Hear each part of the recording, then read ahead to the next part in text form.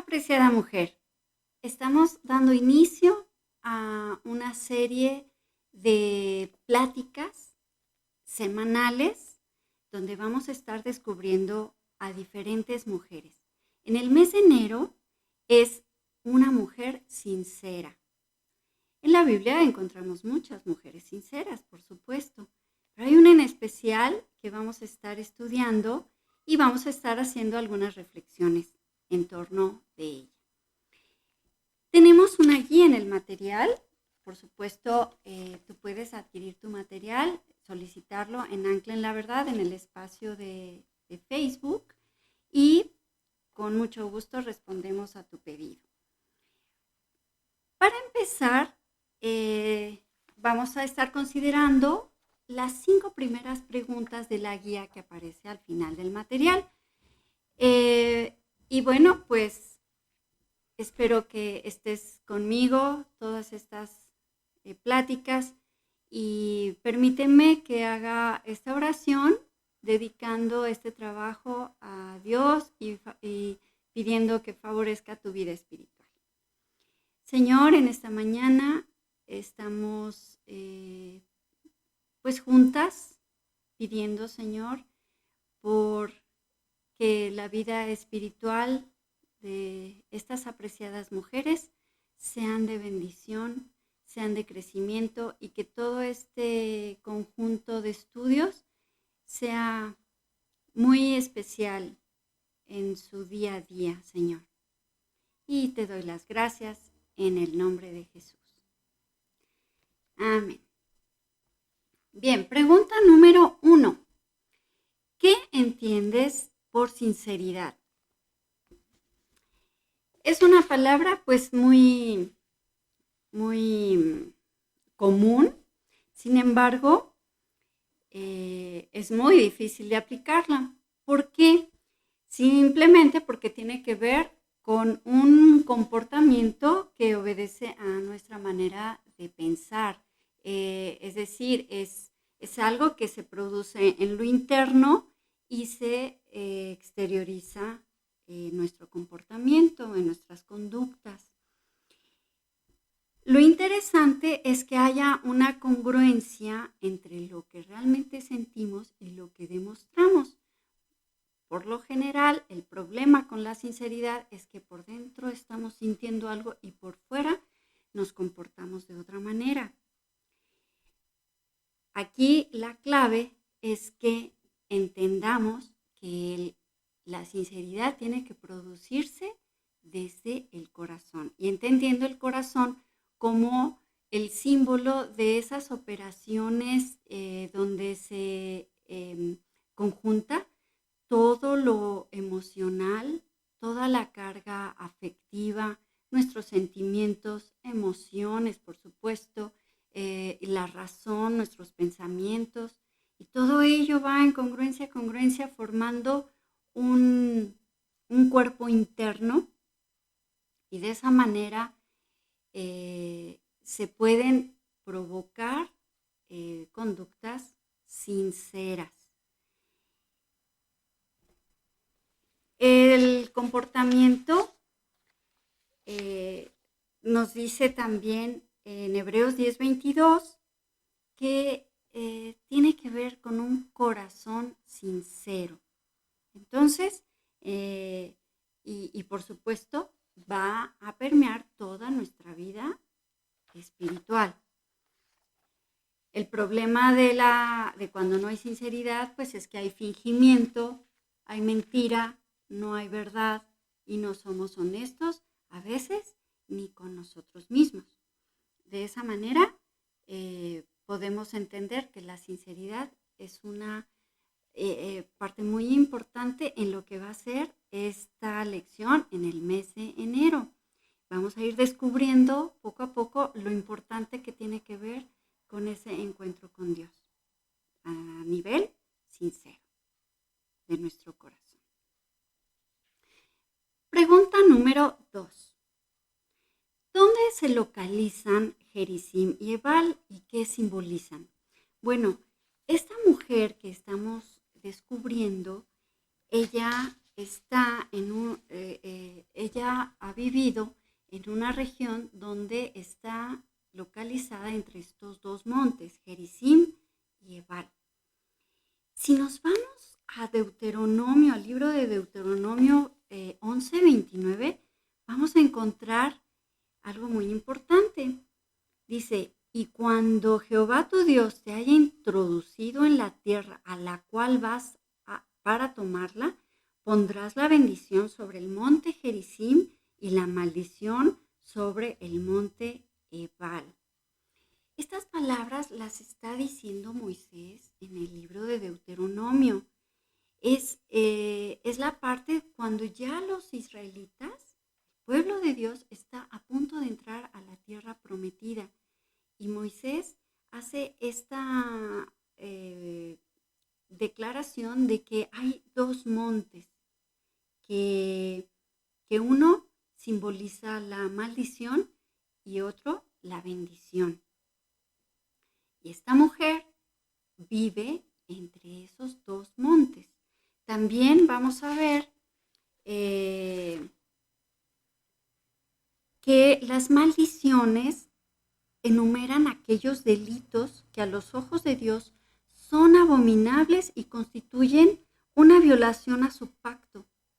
No solamente la idolatría, sino también delitos e injusticias contra nuestros semejantes. Por supuesto, también viene una descripción de esas maldiciones. Tú lo puedes revisar en este libro de Deuteronomio, en ese capítulo 27 y en el capítulo 28. Y Gerizim representa la obediencia a Dios que atrae la bendición sobre todos los aspectos de la vida humana, trayendo beneficios. Y efectivamente, cuando el pueblo de Dios atraviesa ese río Jordán y llega a la tierra prometida, en el tiempo de Josué, que ya no está Moisés, recordemos que no pudo entrar a esta tierra prometida, pero Josué lleva al pueblo como líder y en el capítulo 8 de Josué, vamos a ver, aquí está el capítulo 8, vamos a ver desde el 30 al 34, versículos 30 al 34, vamos a ver que efectivamente se llevó a cabo esta indicación dada por Moisés. Entonces Josué edificó un altar a Jehová, Dios de Israel, en el monte Ebal, como Moisés, siervo de Jehová, lo había mandado a los hijos de Israel, como está escrito en el libro de la ley de Moisés, un altar de piedras enteras sobre las cuales nadie alzó hierro, y ofrecieron sobre él holocaustos a Jehová y sacrificaron ofrendas de paz. También escribió allí sobre las piedras una copia de la ley de Moisés, la cual escribió delante de los hijos de Israel. Y todo Israel, con sus ancianos, oficiales y jueces, estaba de pie a uno y otro lado del arca, en presencia de los sacerdotes levitas que llevaban el arca del pacto de Jehová. Así los extranjeros como los naturales, la mitad de ellos estaba hacia el monte Gerizim y la otra mitad hacia el monte Ebal, de la manera que Moisés, siervo de Jehová, lo había mandado antes para que bendijesen primeramente al pueblo de Israel. Entonces vemos cómo para este pueblo es muy importante esas dos referencias, el monte Ebal, maldiciones, el monte Gerizim, las bendiciones. Si nos ponemos a pensar, algunas veces trayéndolo a nuestra vida espiritual y a nuestra vida cultural o familiar, a veces estamos a la sombra de ese monte Ebal, donde vemos transgresiones, donde vemos situaciones que empañan, que no favorecen nuestra vida. Y aquí lo interesante es ver cómo en Dios y en el camino correcto y conveniente vamos a ver ese monte Gerizim al frente, con las bendiciones y los beneficios que nos da Dios. Pregunta número 3. ¿Cuál es el trasfondo histórico de Siquem para los hebreos? Es importante recordar a Abraham, a Isaac y a Jacob como los patriarcas del pueblo de Israel. Ellos establecen, pues con sus historias, los fundamentos de lo que va a ser las tradiciones y, por supuesto, ser representantes de la fe en el Dios vivo y verdadero. Entonces, definitivamente Siquem implica esa zona, ese territorio donde ellos habitaron, donde también enterraron a sus seres queridos y, y es un territorio donde para este pueblo, donde después vive esta mujer, es tan importante. Y allí en Siquem hay un pozo. Se llama el pozo de Sicar, por eso a veces se puede estar confundiendo si era Sicar o era Siquem, pero realmente el que era Sicar era el pozo, situado en el corazón de la planicie de Siquem y a la sombra del monte Ebal. Ahí es donde está ese pozo y donde vamos a ver posteriormente cómo esa mujer va a ese pozo y vamos a ver más tarde qué es lo que sucede y con quién se encuentra en esta historia. Tú ya debes estar un poco anticipando de quién se trata. Pregunta número 4. ¿Qué significa el Pentateuco para Israel? El Pentateuco es el conjunto de los primeros 5 libros de la ley para los israelitas. Es Génesis, Éxodo, Levítico, Números y Deuteronomio. Y este pueblo en particular tiene la tradición de quedarse con esos 5 libros como su modelo y guía de vida. Y sí, es muy importante porque en esos 5 libros se van a explicitar de una manera como un sistema jurídico donde vienen las leyes civiles, las leyes morales y las leyes espirituales. Las leyes civiles pues tienen que ver con todo un comportamiento social de lo que se espera y de lo que no se permite o lo que se considera un delito o un crimen. En la ley moral también vamos a encontrar especificaciones donde tiene que ver con el trato con nuestros semejantes. Y en la ley espiritual tiene que ver directamente nuestra relación con Dios, de ese pueblo de Dios escogido que tiene un compromiso y una responsabilidad muy importante de obediencia y de tener una relación exclusiva con ese Dios vivo y verdadero.